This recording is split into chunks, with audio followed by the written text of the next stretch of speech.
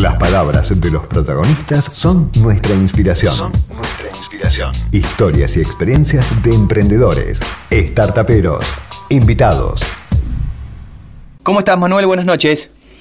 ¿Qué tal? Buenas noches, ¿cómo estás? Bien, todo bien. Bueno, muchas gracias por participar del programa. Realmente es un gusto tenerte acá.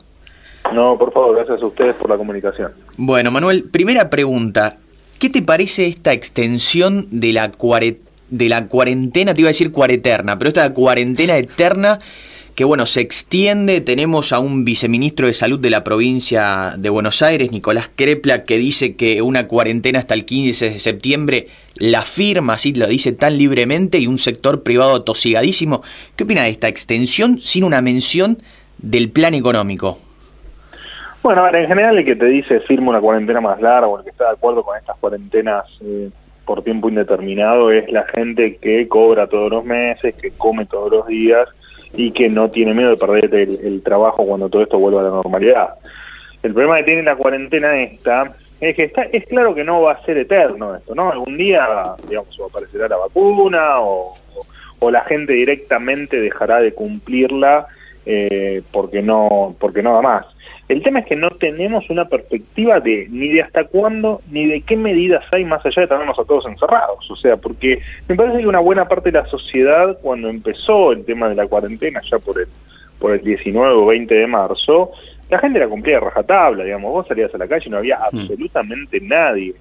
Y después con el tiempo eso se fue perdiendo, pero se fue perdiendo no solo porque la gente está aburrida de estar encerrada en la casa. Se fue perdiendo, primero porque la gente empezó a tener necesidades, necesita salir a trabajar, necesita salir a vender y necesita salir a producir, entonces indefectiblemente eso te empuja a la calle y a que no cumplas con la reglamentación, o en este caso con el decreto presidencial, y después porque no ves que estén haciendo nada más allá de estirar los tiempos, ¿no? Porque estuvimos 3 meses encerrados hasta ahora, o 3 meses y algo más, ya casi 3 meses y medio, con la excusa de que evitábamos muertes, que puedo llegar a estar de acuerdo, y en paralelo que estábamos acomodando el sistema de salud que estaba despedazado. Bueno, en 3 meses evidentemente no lo lograron hacer, ¿no? Porque si estamos cada vez en una cuarentena más rígida, con la gente cada vez peor y sin dar demasiadas explicaciones adicionales de por qué esto tiene que seguir así, y bueno, la gente la realidad es que no lo va a cumplir. O lo va a cumplir cada vez menos. Mirá, yo siempre pongo el ejemplo de la Rúa en el 2001, ¿no? Cuando la situación se estaba desmadrando, se decretó el estado de sitio y al otro día de la Rúa se tuvo que ir, porque más allá de lo que diga el decreto, la ley o la reglamentación, tiene que estar del otro lado el acompañamiento de la gente. Y me parece que la gente cada vez acompaña menos. Soy el que te acompaña en estas medidas drásticas. Es como te decía, el que sabe que come todos los días y el que va a cobrar el sueldo todos los meses. El resto de la gente y la gran mayoría no está de acuerdo, al menos con una cuarentena dura. Me parece que la gente está comprendiendo que se puede dar, o que estamos listos como para, que no somos nenes de 2 años y que se pueden dar una cuarentena de una manera un poco más inteligente o apelando al cuidado de la gente, ¿no? Y el otro tema adicional, no me quiero extender demasiado, pero el otro tema es, bueno, vamos a una cuarentena hiper estricta, cerramos locales, dejamos que la gente se siga muriendo de hambre, las pymes fundiéndose, etcétera, etcétera, etcétera. Ahora, ¿todos lo vamos a cumplir o vamos a seguir con los videos que nos llegan, que te llegan a vos, a mí, a todos los que estamos en los medios, con gente en muchos lugares del conurbano donde hacen vida normal? Digo, porque si eso va a ser así, no va a tener ningún sentido ni 15 días, ni 20 días, ni un mes, ni 10 meses más de cuarentena, porque indefectiblemente el virus no lo vas a frenar. Entonces, acá me parece que tenemos que empezar a entender que tenemos que empezar a hacer cosas distintas, porque si no, cuando salgamos de la cuarentena vamos a tener un 80% de pobres y vamos a tener un 50% de desocupación. Entonces, me parece que algo se manejó mal y sería buenísimo que nos lo empiecen a explicar. Claro. Hola Manuel, soy Janina, ¿cómo estás? ¿Qué tal, Janina? ¿Cómo estás? Bien. Nosotros en Startuperos venimos hablando todos los programas sobre la difícil situación que están pasando las pymes. De hecho, se prevé un 50% de pobreza para el año 2020, una caída del 10% del PBI, un aumento importante del desempleo, y ya cerraron 24.000 comercios en Capital Federal. ¿Qué te parece que no se arme un comité de economistas para armar un plan económico y poder salir de todo esto? Mira, el comité de economistas a mí me parece relativo porque hay países que no han formado comités de economistas y que les ha ido bien. Pero al margen de eso, yo me gustaría irme al previo a la pandemia, ¿no? En el previo a la pandemia vos tampoco tenías plan económico, tampoco tenías un camino delineado de hacia dónde íbamos, y de hecho estuvimos 5 meses o 6 meses jugando a los PowerPoints con la propuesta de la deuda, que todavía estamos o hay alguna novedad, pero digamos que todavía no está cerrado. Entonces digo, antes de la pandemia, el plan económico, yo te digo cuál era pisar el dólar, pisar las tarifas, tener precios máximos, o sea, pisar algunos precios y darle a la maquinita y al gasto público. En pandemia es el mismo plan económico que te estoy describiendo previo a la pandemia, que es precisamente pisar el dólar, darle a la maquinita, pisar precios, pisar tarifas y pisar combustible, pero todo llevado al extremo. Ahora vos me decís, ¿cuál va a ser el plan económico después de la pandemia? Bueno, tengo que entender que va a ser lo mismo. Digo, acá nadie aclaró hacia dónde vamos. Ahora nadie. Y de hecho, ni siquiera en cuarentena como bien vos dijiste, porque el número que vos decís es parcial, digamos, los 24.000 o 27.000 comercios, es muy parcial el dato, todavía no sabemos el impacto real, que yo creo que eso lo vas a tener que multiplicar, ese número que vos diste. Pero digo, si en pleno desastre ni siquiera te perdonan impuestos, ¿qué podés esperar cuando salgamos de todo esto? Y nada, no va a pasar nada.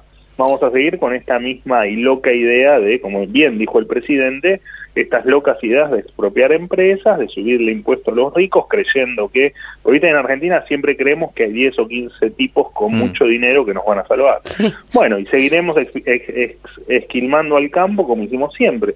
Lo que pasa es que de todos los recursos a vos cada vez te quedan menos. Y eso hace que de a poco tengas cada vez un pasito más de pobreza, cada vez un pasito más de inflación, cada vez un pasito más de desocupación. Bueno, eso es lo que estamos viendo, no de ahora, sino desde hace mucho tiempo. Ahora, Manuel, ¿vos no crees que lo que vos estás comentando, es decir, bueno, le pongo el pie al precio del dólar, le pongo el pie al precio del combustible, fijo precios máximos para determinados productos, ¿vos no crees que ese es el plan? Bueno, es que es precisamente lo que te estoy diciendo. Digo, antes de esta cuarentena, antes del 19 de marzo, ese era el plan. Ahora cambiaron las reglas del juego, pero el plan sigue siendo lo mismo, lo que pasa es que es elevado a la décima potencia, ¿no? Ahora, algo vas a tener que hacer en este desaguisado, porque vos en algún momento vas a pagar los errores. La emisión monetaria, vos pensás que por ejemplo, en mayo el Estado tuvo más dinero porque emitió que porque recaudó. O sea, más de la mitad del dinero que gastó lo sacó de la maquinita. Y eso vos lo vas a pagar. Si no es cerca de fin de año, lo vas a pagar en la primera parte del año que viene. Vos vas a pagar la inflación, y vos sabés muy bien, como lo sabe todo el mundo, que la inflación quienes más lo pagan son los pobres. Ojalá que todo esto que te estoy diciendo sea un gran error mío conceptual y de conocimiento político, y que efectivamente exista un plan.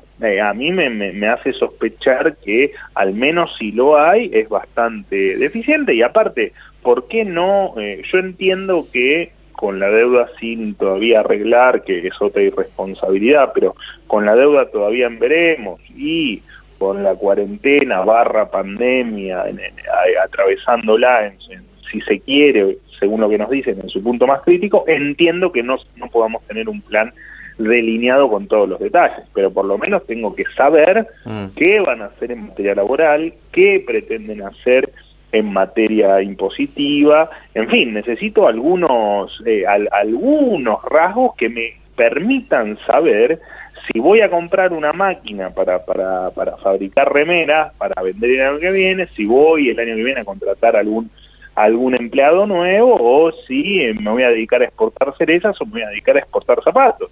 Claro. Digo, es muy importante que nos empiecen a delinear el camino. Y hoy ese camino no está delineado, porque hoy lo que vos tenés son empresas que se quieren expropiar de manera muy desprolija, encima. Tenés los empresarios que son miserables, porque lo dijo el presidente. Tenés un Estado que se lo empezó a llamar que el Estado te cuida, y el Estado lo único que hace es hundirte y complicarte la vida. Y vivimos en un país donde vos tenés una mochila que es más grande de tu espalda. Y cuando pasa eso, algo tenés que cambiar. tenés que cambiar lo que contiene la mochila, y lo que contiene la mochila es un Estado grande, un Estado que es un elefante, que lo único que hace es te consume recursos, te consume impuestos, y no te deja en paz, y de hecho por eso lo ves agravado en la cuarentena. En la cuarentena hay mucha gente que se está fundiendo, porque el Estado no le permite trabajar, y que podría hacerlo tranquilamente, digo, con determinados cuidados. Así que yo creo que lo que es un plan económico, sí lo hay, la verdad es que es bastante deficiente, al menos en materia comunicacional el gobierno, ¿no? Me parece que en este desastre en el que estamos, si hay algo que vos tenés que anunciar es qué país vamos a empezar a tener o qué país queremos tener, que después podemos estar de acuerdo o no, ¿no? Por supuesto, pero tenemos que empezar alguien nos tiene que decir qué va a pasar cuando termine todo esto. Yo voy a seguir con la AFIP que me toca la puerta 3 veces por día, o voy a seguir con 20 vencimientos durante el mes, o sea, tengo un vencimiento por día hábil, voy a seguir debiéndole a la AFIP una fortuna porque no puedo pagar los impuestos, bueno, o voy a seguir lleno de juicios de abogados porque tengo 200.000 juicios laborales que no me dejan seguir adelante por la industria del juicio laboral. Bueno, necesito alguna indicación. Exactamente. Bueno, en virtud de lo que estabas diciendo, la semana pasada nosotros hablamos con Miguel y justamente charlábamos sobre esto, digamos que en esta cuarentena o en esta pandemia quedó a la evidencia de que el Estado no produce nada, que el sector privado es quien produce y quien le da, quien paga los impuestos y le da el ingreso al Estado, pero digamos, yendo un poco más a la economía general, que vos sos un gran analista económico y realmente, sobre todo muy didáctico para que la gente lo entienda. La pregunta es, ¿cómo se sale de este círculo vicioso que tiene Argentina? De decir, digamos, bajo el concepto, digamos, que tiene hoy el económico el gobierno, es más pobres implica más Estado, porque necesitan más asistencia esos pobres, pero al mismo tiempo más Estado implica más impuestos. Y al mismo tiempo más impuesto es un sector privado más chico, que le cuesta más moverse, y vuelve a arrancar la rueda, ¿no? Yo daría vuelta las dos primeras palabras que dijiste, ¿no? Vos dijiste, bueno, hay más pobres, necesitas más Estado. Yo creo que es al revés, ¿no? Yo creo que hay más Estado y lo que te genera más pobres, y ahí se arma el círculo vicioso donde el Estado indefectiblemente necesita cada vez más del sector privado, arma cada vez más al sector privado para bancar esa estructura de pobreza que generó. Pero el principal responsable es el crecimiento del Estado. De hecho, cuando vos te vas hace 40 años atrás, el Estado era 1/3 de lo que es ahora, y los pobres eran 10 veces menos de lo que son ahora. Y a medida que vos ves cómo crece el Estado, te das cuenta cómo va creciendo, por un lado, el tamaño del Estado en cantidad de empleos, en cantidad de gasto público, y cómo van creciendo los planes sociales.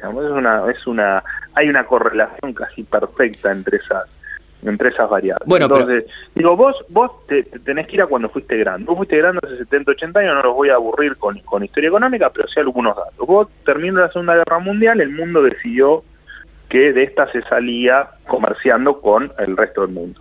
Argentina decidió otra cosa. Argentina decidió convencer a sus habitantes que la sustitución de importaciones y vivir con lo nuestro y el patriotismo berreta que nos inculcaron, que eso nos iba a sacar adelante. Bueno, la verdad es que tuvo razón el mundo, ¿no? Mientras que hace 70, 80 años el 3% del comercio mundial era argentino, hoy estás en el 0,02 y con mucha suerte el comercio mundial.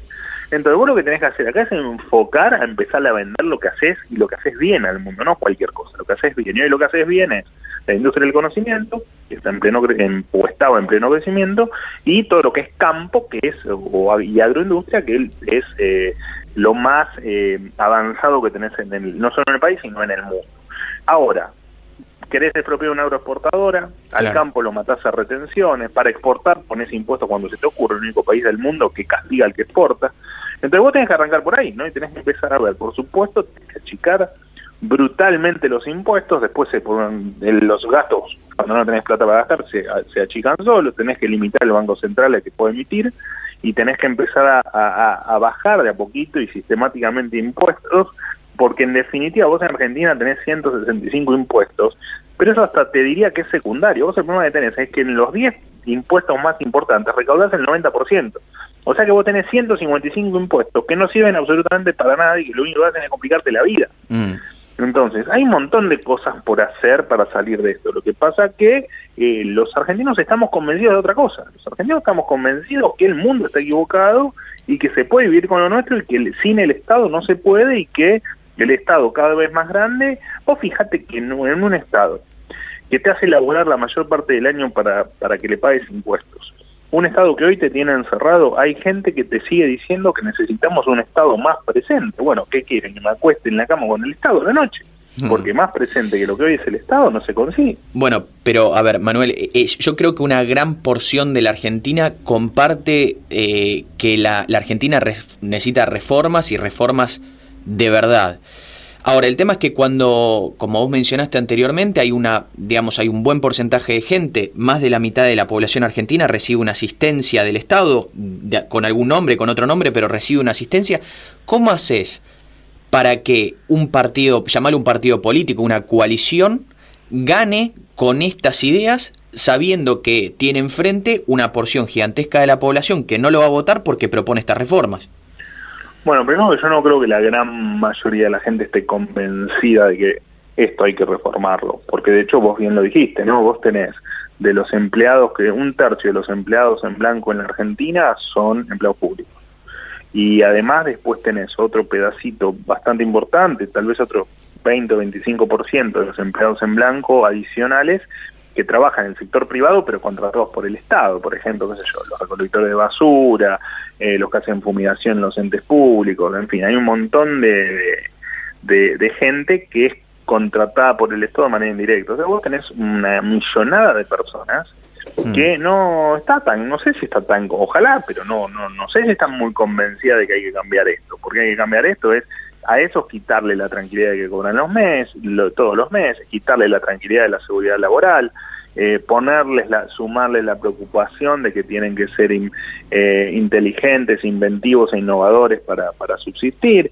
Digo, yo no sé si la gran mayoría está de acuerdo. Ahora, tu pregunta, bueno, mira, nosotros, o en mi caso particular, hablo por mí, estamos claramente diciendo lo que nos parece de verdad, con lo equivocado o no que podamos estar, porque somos seres humanos, pero tratamos de decir la verdad. No vamos a decir si la propuesta es mentir para llegar, no es, al menos mi caso personal no va a ser así, y claramente es muy difícil, son estructuras de poder, porque vos a la política le tenés que sumar al sindicalismo, le tenés que sumar parte de la justicia y le tenés que sumar parte de los empresarios, que son todos un gran clan que vienen trabajando de una manera muy perfecta desde hace mucho tiempo. Pero bueno, por algún lado hay que empezar, ¿no? Porque si no, nada cambia. Por lo menos la tranquilidad de lo que nos vamos metiendo y tratando de... y mira, te doy un paso anterior que la política, ¿no? El que trata de simplemente transmitir alguna idea novedosa ya es válido, ya suma, y con que a una sola persona le llegue el mensaje, basta, ¿viste? Claro. Lo demás será cuestión de la propia dinámica política.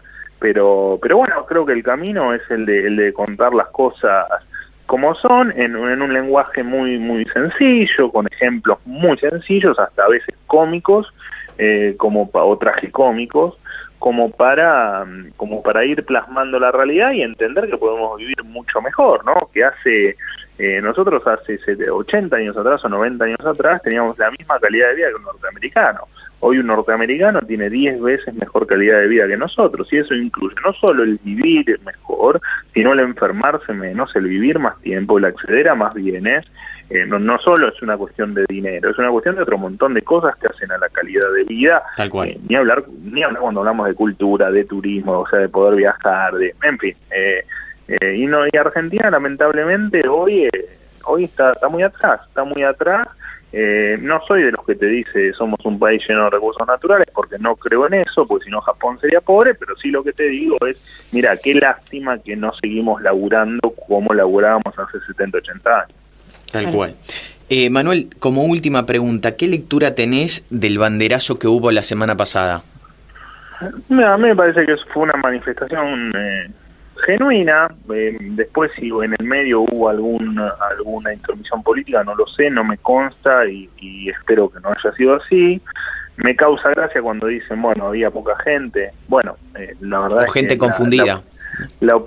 Bueno, eso me molestó, eso realmente me molestó, porque no hay argentinos confundidos, hay argentinos con necesidades, hay argentinos con hambre y hay argentinos con miedo, porque también me dijeron que lo único que me tenía que preocupar y por lo único que me tenía que angustiar era por el coronavirus, así que, bueno, se olvidaron que también uno necesita comer, ¿no? Y que si uno no come se angustia.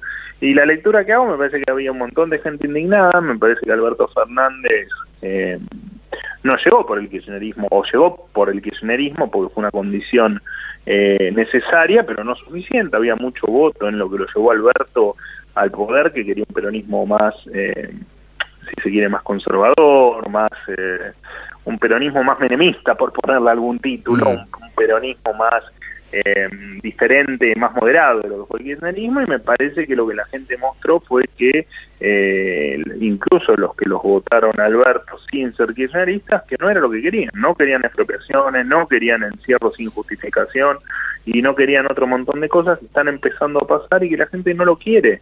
Y está muy bien que pase eso, porque pasó con Macri, pasó con Cristina en su momento, con el famoso 8N. Está muy bien que en democracia pasen, la gente se pueda expresar, sea por un cacerolazo por la ventana, sea por las redes, sea por ir al banderazo, qué sé yo, me parece que cualquiera que sienta que la Constitución se está pasando por encima, creo que tiene que hacerlo notar y creo que tiene que mostrar su disconformidad. Así que no tengo más lectura para hacer, que la gente efectivamente está podrida. Espectacular. Bueno, Manuel, muchísimas gracias, recontra claro como siempre, te agradecemos un montón por participar del programa. Sí, muchas gracias. No, por favor, un beso para los dos. Chao, Manuel, muchas gracias.